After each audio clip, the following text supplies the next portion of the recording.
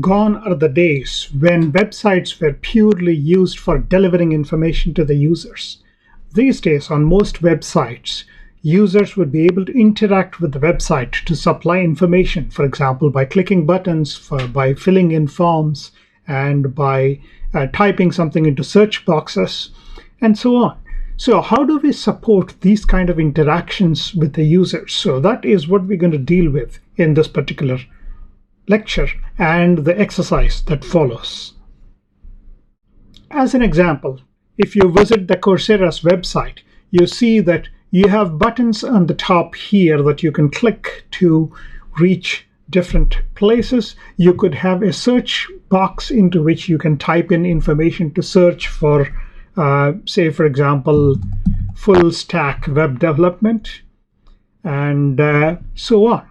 So what we notice is that user interaction needs to be supported on websites using many different approaches, including buttons, forms, text boxes, checkboxes, and many others.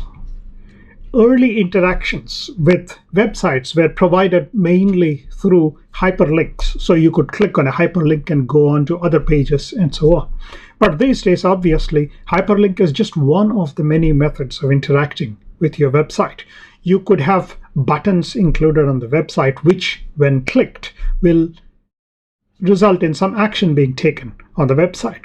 You could have forms that you fill out to supply information to the website. So when you look at how you would include such user interaction features into your website, you would see that you could use something like the A tags that are useful for providing hyperlinks. Then you have the button tags that enable you to include buttons in your website. Now, what we're going to look at is how do we format these A tags and the button tags using Bootstrap classes so that you can style them to fit the general theme of Bootstrap. HTML already includes the form elements and the input elements in there. Now we're going to look at how Bootstrap enhances these elements by providing styling features for forms and the various elements that go into the forms. Buttons obviously provide a simple way of interacting with your website. So when you have a button on your website, you might hover on the button, you might click on a button and expect something to happen in the process.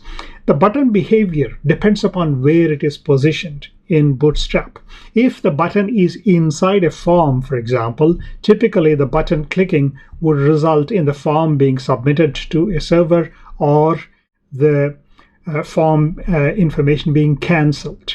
A button outside a form could have other ways of providing interaction. Similarly, the A tag that we have traditionally associated with hyperlinks could also be hijacked to be styled and presented in the form of a button. So here we will see how Bootstrap provides classes that can be used to format the A tag into a button to be presented on your website. We'll also look at various form elements like the input elements, the select, the button, and also the text area elements, and how we make use of them within our forms to design and construct a form that can be included in our website. So the exercise that follows this particular lecture will introduce you to Bootstrap's support for styling buttons and also look at how various form elements can be enhanced using Bootstrap classes to present classic Bootstrap forms.